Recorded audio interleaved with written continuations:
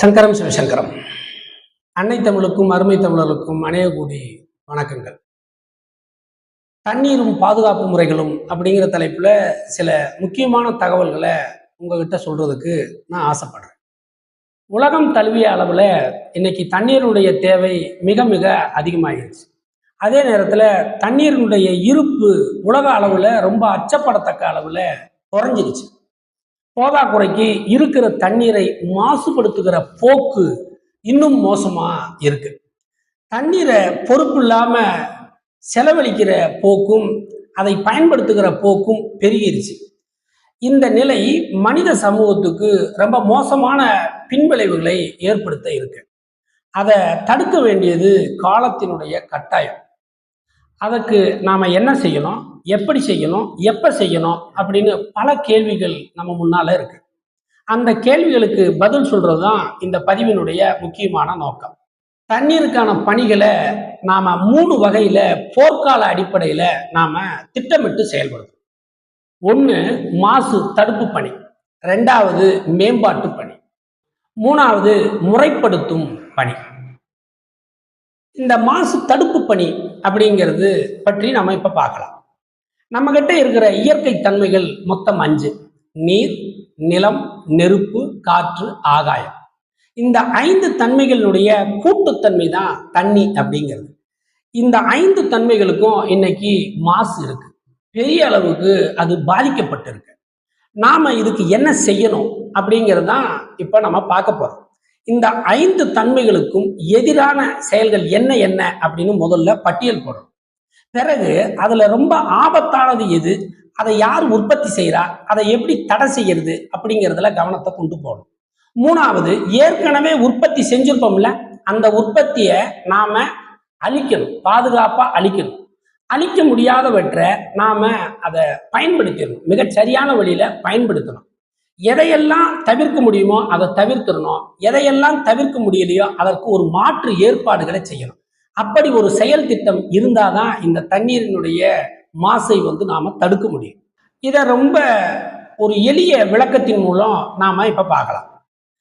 நம்மளுடைய பஞ்சபூதத்துக்கு எதிரானது எது அப்படின்னா இன்னைக்கு நெகிழி, பிளாஸ்டிக். அதை முதல்ல தடை செஞ்சிடணும். தடை செஞ்சதுக்கு பிறகு பூமியில இருக்கிற மொத்த நெகிழியையும் ஒரு இடத்துல கொண்டு வந்து சேர்த்துடணும். அதை எல்லாத்தையும் ஒரே இடத்துக்கு கொண்டு வந்து சேர்த்துடணும். அப்படி சேர்த்த நெகிழிய ரொம்ப பயனுள்ள வகையில பயன்படுத்தணும். அடுத்து இந்த நெகிழிக்கு மாற்றா புதிய ஒரு பொருளை நாம கண்டுபிடிக்கணும். அதற்கு தேவையான ஏற்பாடுகளை அரசும் பிற ஆர்வலர்களும் செய்யணும். முதல்ல இந்த மாசு அப்படிங்கிறது என்ன? நல்ல ஒன்றுக்கு ஒவ்வாத தீமை தருகிற எல்லாவற்றையுமே மாசு அப்படின்னு நம்ம சொல்றோம். மாசுனா சுத்தமற்றது அப்படின்னு. எதெல்லாம் மாசு, எப்படியெல்லாம் இந்த மாசு வரும்?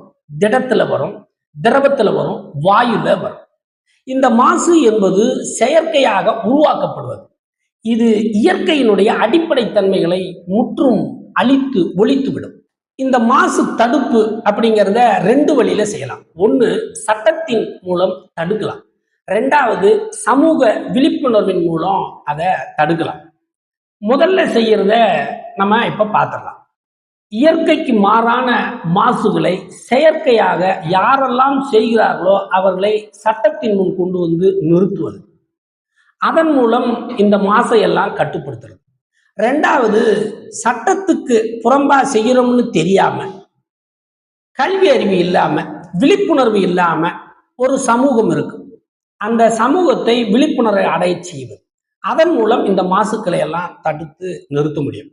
சரி, சட்டம் அப்படிங்கிறது இன்னைக்கு இந்தியாவில் மாசு தொடர்பா என்னென்ன இருக்கு, அது என்ன செய்யுது அப்படிங்கிறத பார்த்துடலாம். 1, இந்தியாவில் 1972 வனவிலங்கு பாதுகாப்பு சட்டம் அப்படின்னு ஒன்று போடப்பட்டது. 1974 நீர் மாசு கட்டுப்பாடு சட்டம் அப்படின்னு ஒன்று நிறைவேற்றப்பட்டது. 1980களில் வன பாதுகாப்பு சட்டம் அப்படின்னு ஒன்று கொண்டு வந்தாங்க. 1981 காற்று மாசுக்கு அப்படின்னு புதிய தடுப்பு சட்டம் அப்படின்னு ஒன்று வந்துச்சு. 1986களில் சுற்றுச்சூழல் பாதுகாப்புக்கு அப்படின்னு ஒரு புதிய சட்டம் கொண்டு வந்தாங்க.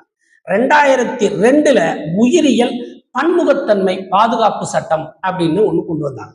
2010 தேசிய பசுமை தீர்ப்பாய சட்டம் அப்படின்னு ஒண்ணு கொண்டு வந்தாங்க. சரி, இந்த சட்டமெல்லாம் போட்டாச்சு. அடுத்து சட்டம் தூங்காம செயல்படணும். அதுக்கு என்ன செய்யணும் அப்படிங்கிறதுக்கு தண்ணீர் மறுபடியும் ஒழிக்கும்.